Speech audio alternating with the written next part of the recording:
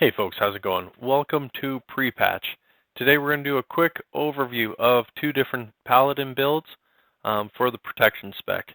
So first off, we're going to start with the raiding build. It's actually just up on the screen right here. It's really easy, really comfortable passive build. I know there's a pretty substantial change with Prot Paladins as we transition to Shadowlands, and the big difference with that is we're now reliant on holy power. So really similar to how Rets work.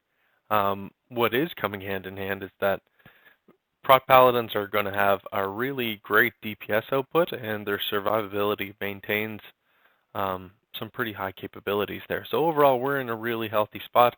I actually expect to see a little more Prot Pals maybe pushing up there in rating, and certainly in Mythic Plus as well. But there's some changes to monks and warriors that will always make the two of them some challenging to overcome.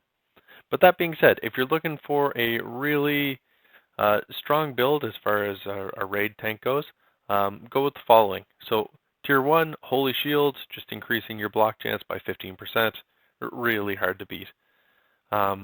Second tier, Crusader's Judgment, really allowing us just to increase our damage and kind of complement a little bit of our lack of range by getting that second judgment there.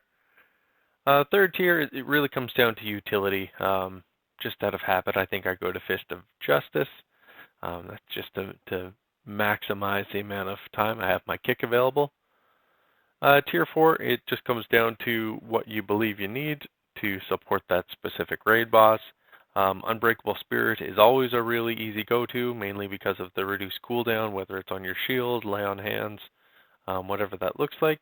Alternatively, if you need more mobility, Cavalier's there, or Blessing of Spell Warding if you're up against the boss with particularly heavy hitting magic abilities. Tier 5, Divine Purpose is actually a great way to go, and if you're new to Protection Paladins, having this as kind of a really easy passive ability that has the chance to grant you additional holy power. One will actually complement your damage throughput, but it actually makes the spec in your rotation pretty straightforward to roll with. Tier 6, all of these can work to different degrees. Consecrated Ground will help some damage. Judgment of the Light can help you with some damage as well. I personally usually fall back to Hand of the Protector. Just having the opportunity to top up a counterpart, like either can complement our heals or actually just maybe make the difference between a wipe and not if you're managing your own self heals a little bit. Finally, Sanctified Wrath is the go-to for Tier 7, just having your wings up for 25% longer and your judgment generate an additional holy power. Like that's absolutely fantastic. So overall, you've got pretty good flexibility on Tier 6. Tier 3, Tier 4, like they're just utility based. Get to know the fight. But overall, you really want to ensure that you're locking in Divine Purpose in Tier 5 and Sanctified Wrath in Tier 7. They give you the best balance of increasing your damage and defensiveness compared to some of the other alternatives that are there. So that's pretty fun overall.